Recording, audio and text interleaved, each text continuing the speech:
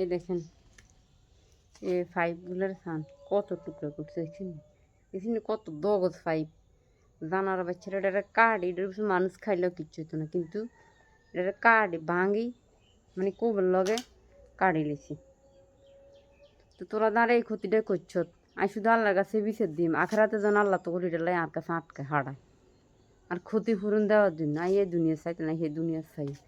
যারাই আর ক্ষতি করে এই দুনিয়া তাই বিচার চাই না, আল্লাহর কাছে বিচার চাই।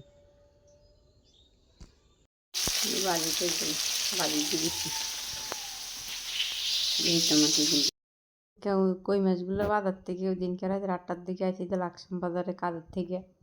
তো মার্কেট থেকে আসার পরে বাজারে গেছি আমি কেউ মিনিলে কিছু মাছ দিতে সাথে এক বিকালে মাছগুলো এনেছে, দিনে আসলে কিন্তু থাকতো না।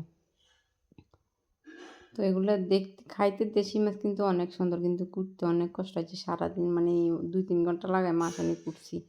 আর গাছের থেকে যে কল্লাগুলো হাঁটছি এগুলো কুড়ি আঙুল লাইনে মাগল্লাই লইতেছি। তো কই মাছগুলো টমাটো দিয়ে ফাঁকাই টাকাই মানে অর্ধেক নিই। তো এগুলো কিছু আমি ফাঁকাই হেবে গেছি। এরপর মা অসুখ, দেখেন এগুলো টমাটো হয়তো আসলে অনেক মজা হয়েছে। তারপর মার অসুখ এনতে ফাঁকা শেষ করি মাকে বাড়ি গেছি বিকেলবেলা যাই মাকে বাড়ি ফাঁকাইছি আবার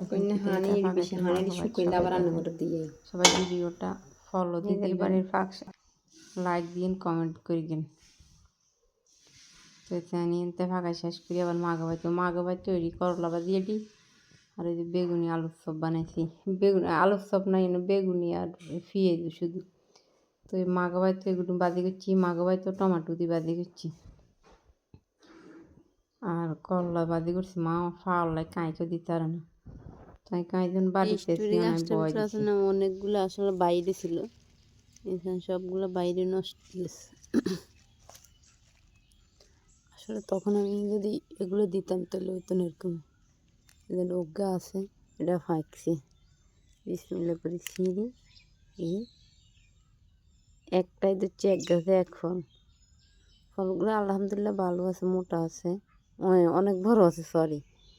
কিন্তু এখন দুঃখের বিষয় আরও অনেকগুলো বাইরে ছিল সবগুলো মরে গেছে ফুলগুলো।